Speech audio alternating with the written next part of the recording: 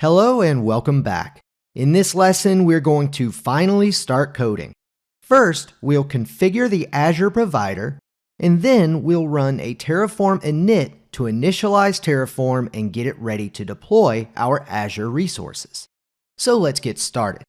Alright, so here I am in my editor here. First thing I'm going to do is just create a new file, and we're going to call that main.tf. Just like so. Go ahead and open that. And now I'm just going to pull that out of the way and let's take a look at the Azure docs. Now, as you can see here, we've got our Azure provider, and what this provider does is allows Terraform to communicate with the Azure API. That's how Terraform knows how to deploy resources. So, as you can see, if you look down, you'll see authenticating to Azure. And the way we're doing it is with the Azure CLI. Of course, you can feel free to read these other options here. Those may work better for your organization, but for us, the Azure CLI works perfectly fine. So this is our configuration that we're going to use for the provider. There's some more stuff down here. We'll get into that very soon, but we're going to start here. Now, as you can see, we've got Terraform and then we've got required providers. So any of the providers we're going to use are specified in this block. So we've got the Azure RM provider. The source here is HashiCorp Azure RM, and then we've got a version.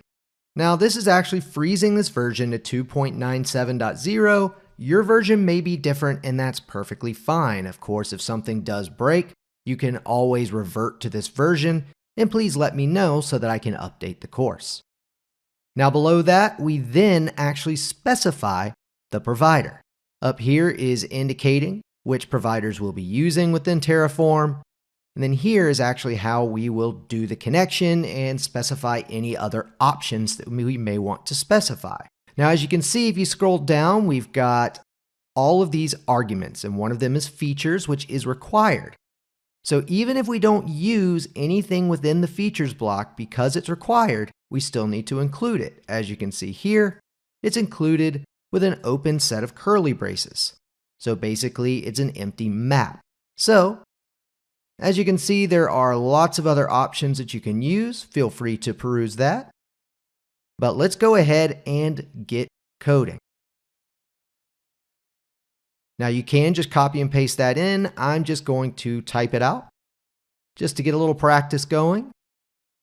So we're going to start with a Terraform block, open and close some braces, required providers, open and close some braces again.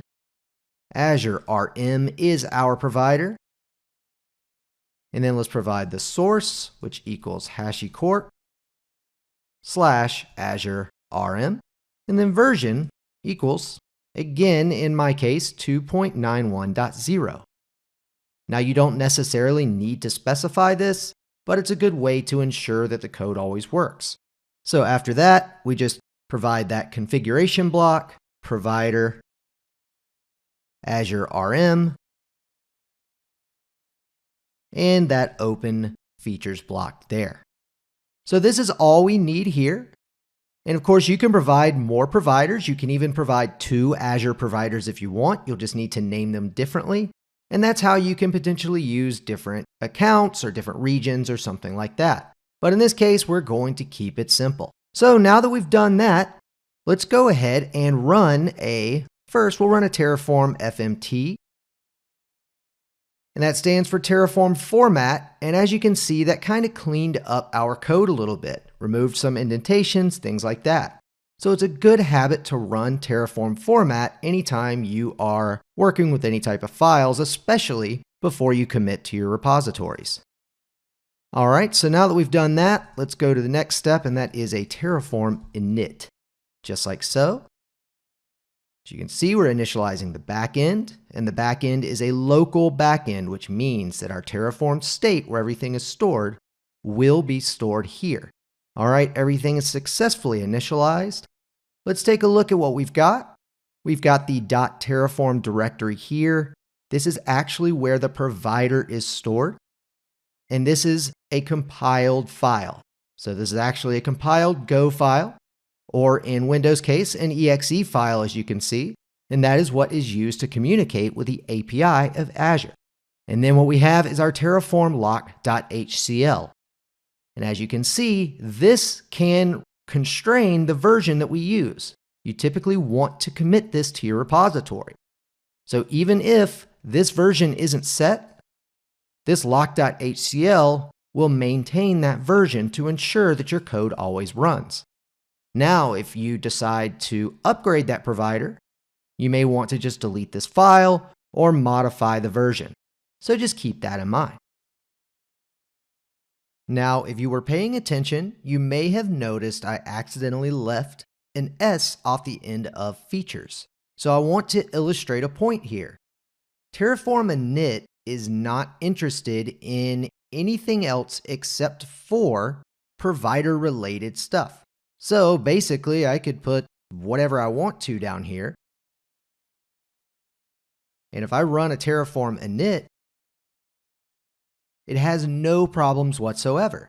But if I change the provider and accidentally use the wrong provider name or a wrong resource name, which we will look into, it will fail.